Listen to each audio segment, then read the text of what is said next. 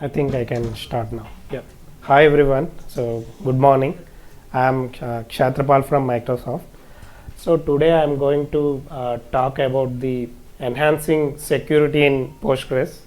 So what are the changes that are happened between the older version, which is like between 10 and the current public previewed version, which is the 17.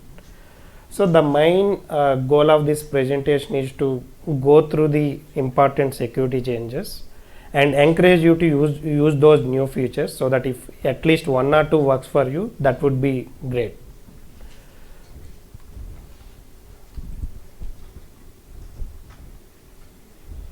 This is not. Oh.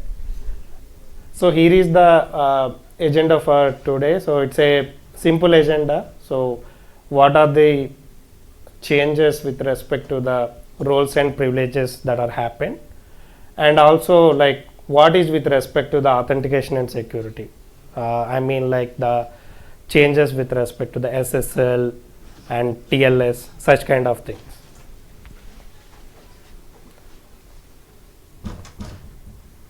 So starting with user management roles and privileges.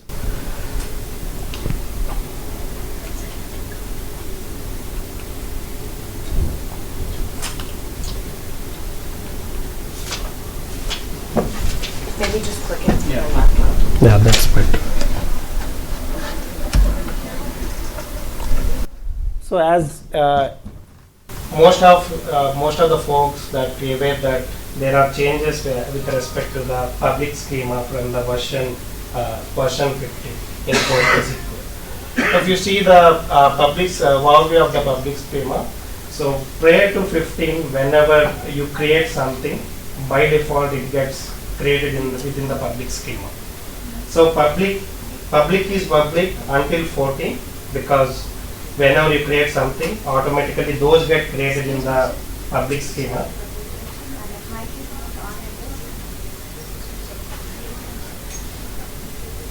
I can talk from there. Okay.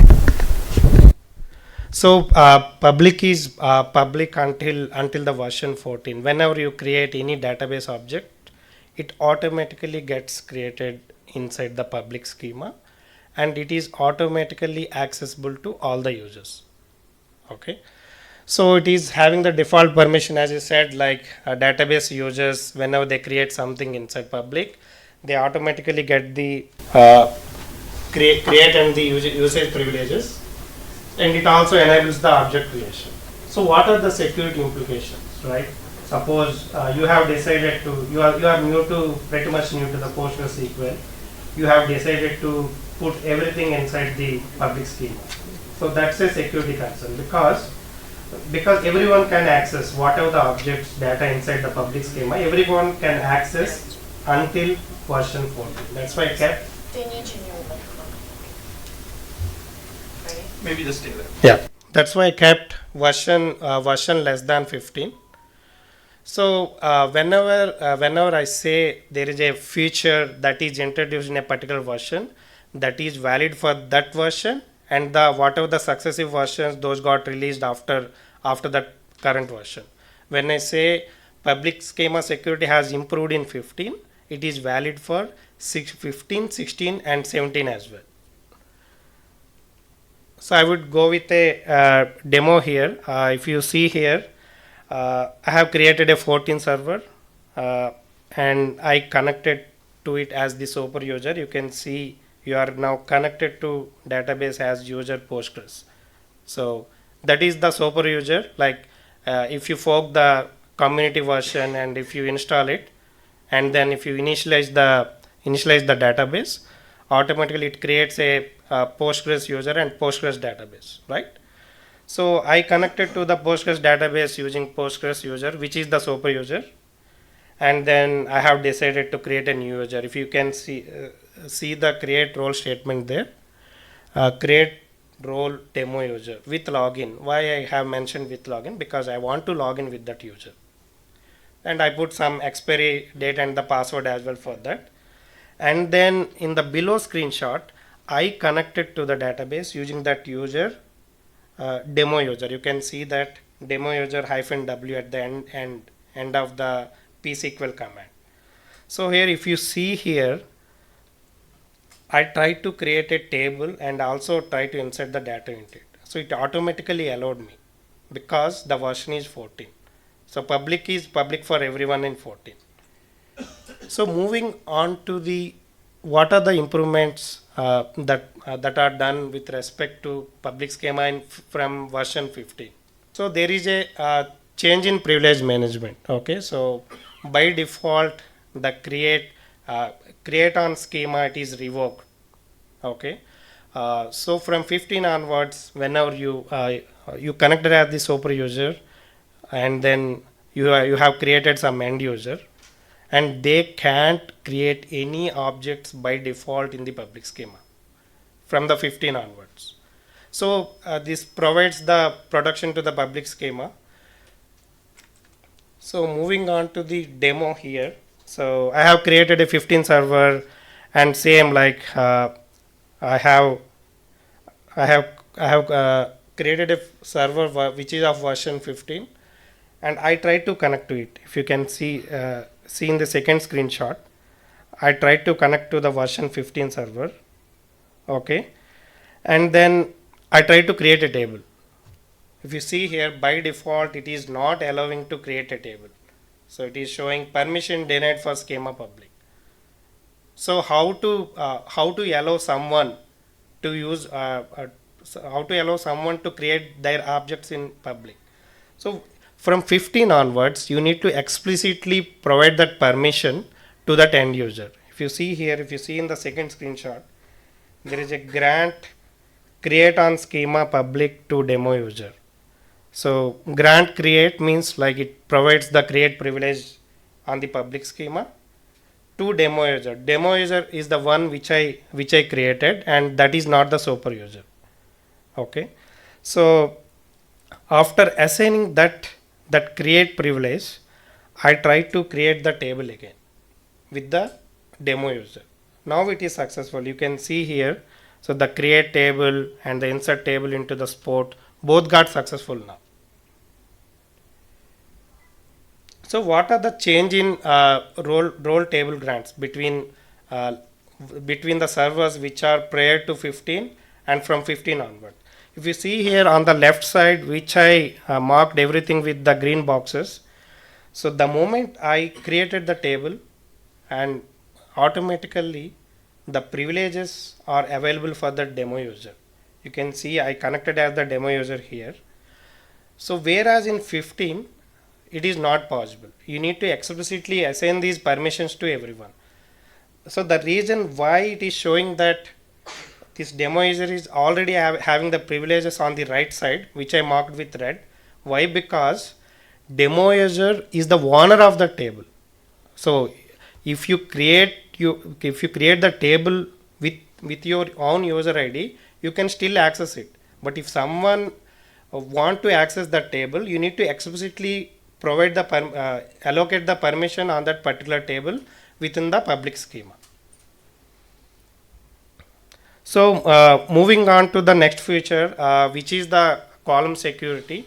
So from 15 onwards, you can grant permission on a particular column to a user. So until 14, we don't have this feature. So I have mentioned a use case here. Suppose there is a healthcare organization such as hospital, and they want to have the segregation of duties. If you see here, I have a patient records table over there. So whereas doctors can access all the columns, because doctors and nurses only supposed to see the medical history of a patient.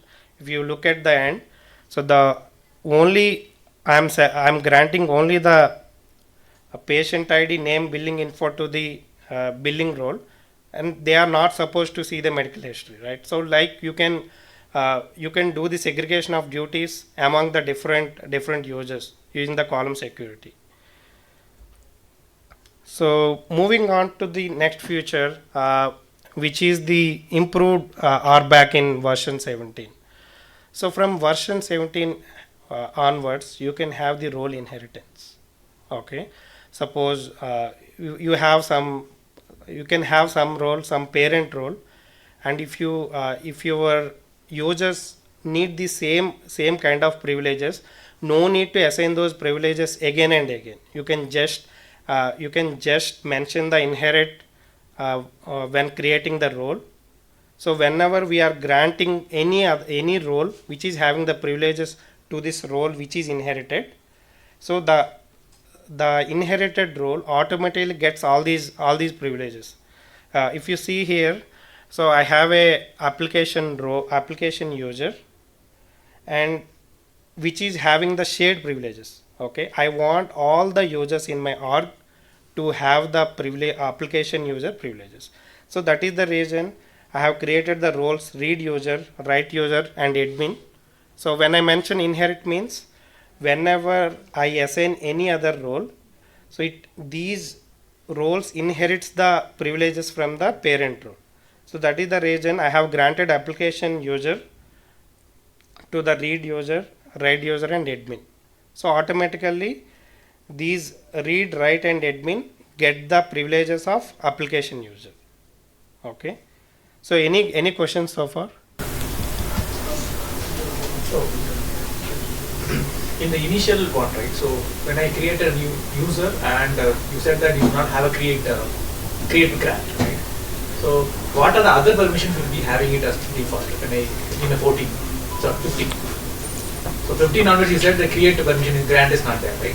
So what are the other permission I have, or I need to grant every individual things to? You need to grant every individual, unless if you are the table owner, by default you have all the privileges. But if you want to provide the access to some other user, non-owner user, then you need to explicitly grant each by each, like select, insert, update, delete, something kind of. So if I create a new database with a new user, for example, I create a new user and I create a database with that, whether I'll get all the privileges or I still need to. If you are the database owner, yes. I get all the permissions. Yeah, you get all the permission. So I have one question, right? So initially, like, let's suppose we are running on database version 14, right? So then the behavior with public schema was different. Now we have upgraded our system to, let's suppose, 15. Then that change will happen with that public schema going forward in 15, or like that thing will still prevail for public schema? So if I understand, you are trying to upgrade your database. How will the behavior get changed? Okay. With the version getting changed? So whenever you do the database upgrade, right, you do transfer your permissions, right? Like you need to, there is a utility called PGDumpall. So it's a part of standard procedure. I'm talking in cloud, like, let's suppose. In cloud also you need to do that, basically. So there is a procedure to export the permissions from the source database. Suppose I have a database version 14. I want to move to the version 15. Okay, and there is a change in public schema on 15. So on 14, there is a utility called PGDumpall. So you need to export those permissions, import them on the 15. So that's how you get all the permissions in 15. So it's a standard procedure. Everybody follows, being it cloud, on-premise, whatever it is. Yeah. Can I grant schema level permission to any other user? You can. I can. Yeah, you can. Grant usage on schema, you can do it. Yeah. So by default, the schema owner having all the privilege under that schema, Yes. and then it can assign the privileges to other user or role also Yeah. across the schema. Yes. Correct. You have some? Yeah, so in same question like what we asked, like that, for the compatibility sake, if I do select star and certain columns do not, I don't have permission for certain columns, it would fail basically. Yeah. So should we have any option or something like that for the cases when it is failing? If I write an option, an overrider of that option, so that for those columns they will not be given to me, but the rest which are there should be given to me still. You need to write a procedure or function for it. So, Okay. yeah. So natively there is no command to do it, but using a function that is doable using a function. Something like that, not in or Yeah. that kind of function. Or you can use a simple common table expression and do it.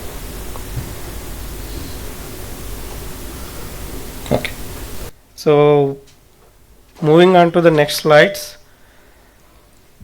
So this is about authentication and encryption. So what are the improvements happened with respect to the both? So authentication, which is something about authentication at the client authentication. It's pretty much more about the client authentication, and also the encryption. Like encryption, we will talk about that later. So coming to the authentication, can you know like how many of you still using MD5 authentication? Okay. So we have better authentication method which is introduced long back in the version 10 itself. So it is SHA 256 based authentication.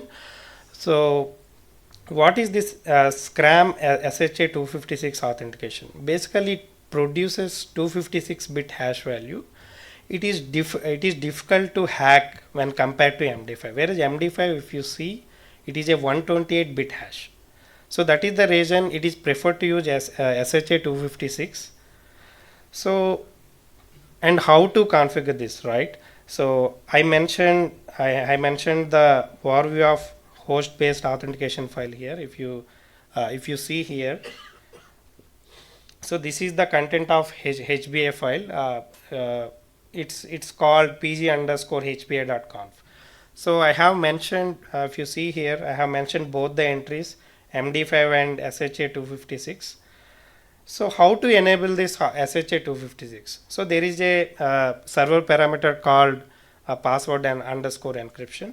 You need to change it to scram SHA 256, and you take the restart of your server, and after that whatever the new passwords new users you create with the new passwords, those would be encrypted in this SHA 256 algorithm. So in version 11, there is an improvement to LDAP authentication has introduced. So until 10, so there is no support of SSL for LDAP, but from 11 onwards, you can configure LDAP over SSL. If you see here, again I have mentioned the entry of the host based authentication file. So I have mentioned LDAP scheme LDAP-S. So that means LDAP over SSL. So pretty much the basic thing. So you need to mention the LDAP server name and the common name and the domain components. So yeah. So moving on to the next slide. So I would like to talk about the GSS API encryption here. Yeah.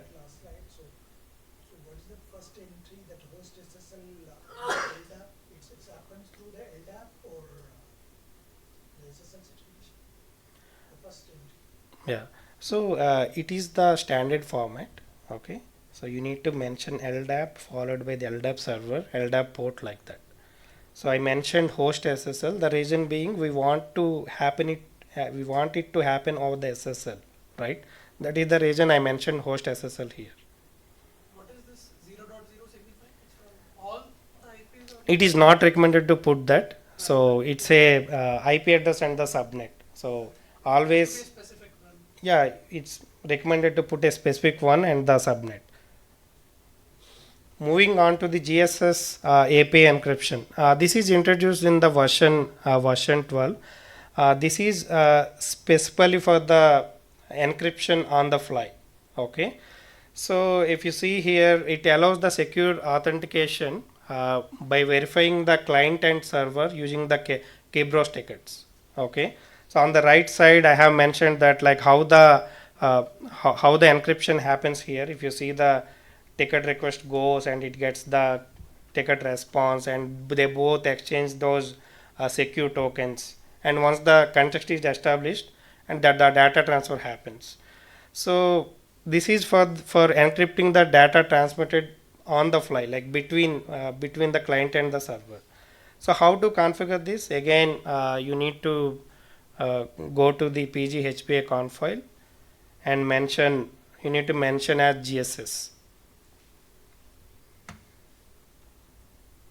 So enhanced password for policies. So this is pretty much the basic stuff. So in version 13, Postgres community has released support to mention valid until clause.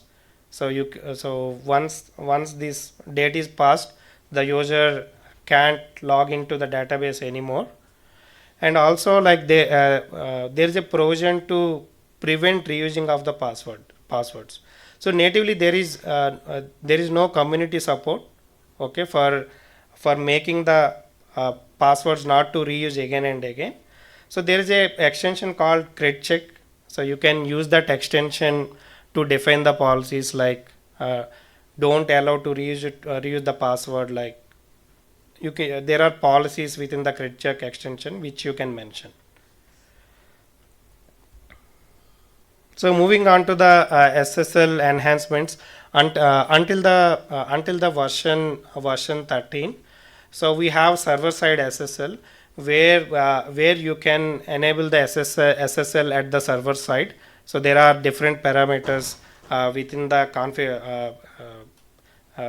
configuration file. You need to enable the SSL mode on and mention the certificates which you create on the server where the Postgres is running. So however, in version 14, they in addition to the support of server certificates, so they introduced client certificates also. So in addition to the server certificates, you can use the client certificates, which means you need to create your client certificates and you can authenticate. You can connect to the Postgres server using your own certificates. So this is how you need to mention in your HBA file. I have mentioned host SSL, which is mandatory for the SSL communication, and I have mentioned pretty much the other things: database, user, IP address, and the subnet. And here I mentioned user certificate and the certificate and the key. Okay, so this is how you can use your own certificates for connecting to the server. So direct TLS handshake. So until Postgres 16, so it follows the basic TLS handshake mechanism. It means it sends a plain hello message to the server, and it receives the hello message back from the server to client, and the server certificate and key exchange happens, and that establishes the communication. However, from 17, so if you see here, in 17, it directly initiates a TLS connection. So it avoids that client hello message and the hello message acknowledgement. What it does, it eliminates that round trip time, right? Because the communication requires that time of hello message. So this direct TLS handshake, it eliminates that round trip time. So how to make this possible? You need to mention SSL negotiation is equal to direct in your connection string. So that enables the direct TLS handshake. It is quick compared to the traditional TLS handshake.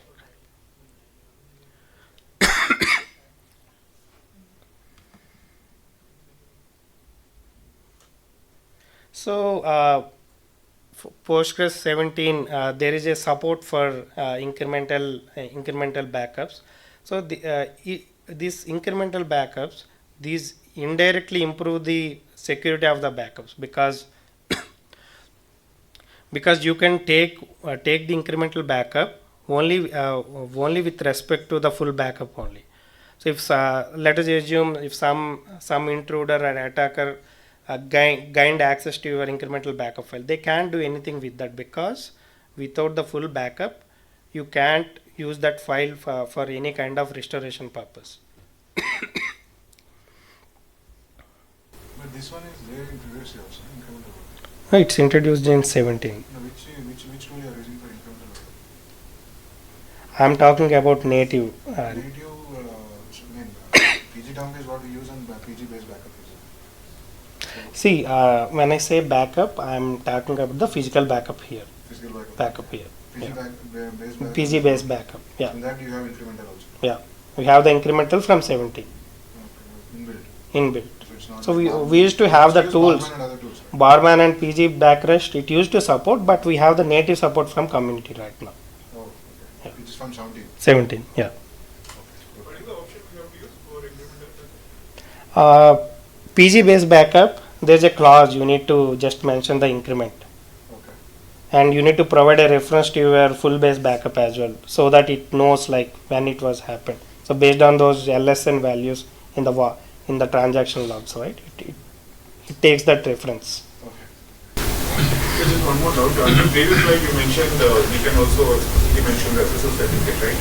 So in the client side, we should have respective public key. Sorry, can you repeat? So in the client side, we should have the respective public key, right, for client to server connection. Yeah, you need to have it.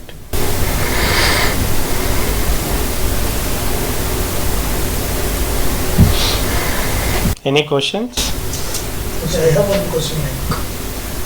The Postgres don't have an internal pooling mechanism. So obviously it depends on the PG bouncer or PG pool. So you know that, right? The PG bouncer or PG pool, the initial pool creation depends on the open text password. It won't allow your MD5 or the Skirmisher password because that doesn't have that, means the initial pool needs to be established once the script connected to the database. So obviously it depends on the open text password. I think you can do the authentication. I think it is possible. So it's not possible till 14 or 15, but is there any? You mean the communication between client and PG bouncer? The first connection, when the pool needs to be established, right? When you are restarting your server or the first session needs to be established, right? So that depends on the open text password. No, I don't think so. But Let me check on it. Okay, so yeah. So PG bouncer basically it sits between your application and the database server. application side, or it's in the local DB server, or it can be in the intermittent. But the initial session that won't able to read the DB internet, right? If it is the Skirmisher or it's MD5 password, it cannot be read. So obviously the It should be able to read. Let me see. Yeah. Just wondering, okay, Postgres in Azure is using OAuth-based authentication. OAuth-based authentication. Token. OAuth you mean? OAuth, yeah. HP. So, like, how do you configure that in Postgres? Let's say if I have a key clock and I want to authenticate my Postgres with that, do you have any specific approach to get there? So you want to use OAuth where like Yes, to authenticate to the Postgres itself, to access the Postgres. Like if you look at the Azure Lex servers, right, I think you as an user, you log in with your token, you generate a token and access Postgres instance. So how can we do that even in a general Postgres? Is it something of Postgres native option available, or is it specific to Flex? there is no native option available in Postgres. Okay. So PG18, I think. okay. He's saying PG18 they might Okay. it might come in PG18. Is SSL DNS, is there any performance thing that will come in there, or any performance issues in encounter? You need to do your benchmarks. So every environment is different, right? So In general, when what is the overhead to the servers? I'm just asking about in general, what is the overhead? so in my experience, overhead is minimal. Okay. So I did benchmarks between with and without SSL. I don't see much difference in performance. TD, you have any options? TD, I think natively Postgres won't support Not TD. supporting. Not supporting. In 17 also, yeah. Only performance extensions. I'm not aware of that, but yeah. It's not in native. No, it's not in it. So you mentioned about scrap SSL to SSL, right? So is it, how different is it from a normal SSL to SSL that we know of? or is it the same? So, Frankly saying, I'm not aware. So, Scram SHA 256 is saying there is a SHA 256 also. How both are different? Are they the same or? Yeah, I mean, SHA just indicates the hash array. Yeah. That's it. So it's the And same Scram thing. is liberating.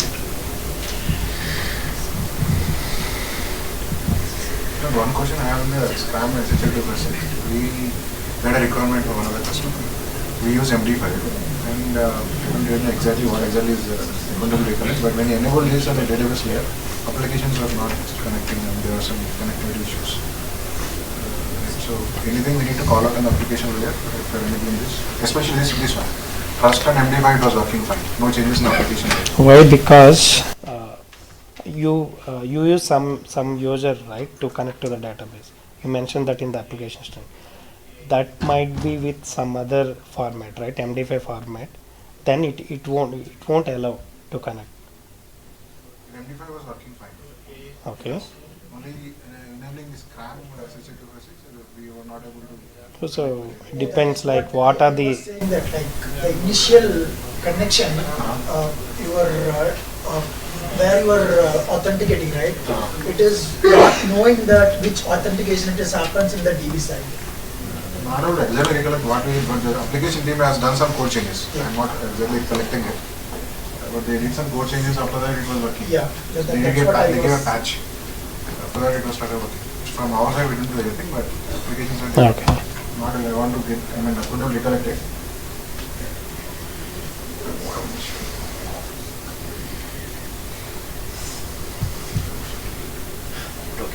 Crypto and PG crypto you are saying something. No, I'm not talking. I did not mention. Encryption we can use with like PG crypto, like That's a column level encryption. PG crypto. So I think you should call explicitly the function in the code. It's an extension basically. Yeah, it's an extension. You should call explicitly in the code. The application But level so, to yeah, encrypt column and decrypt level the encryption. column keys.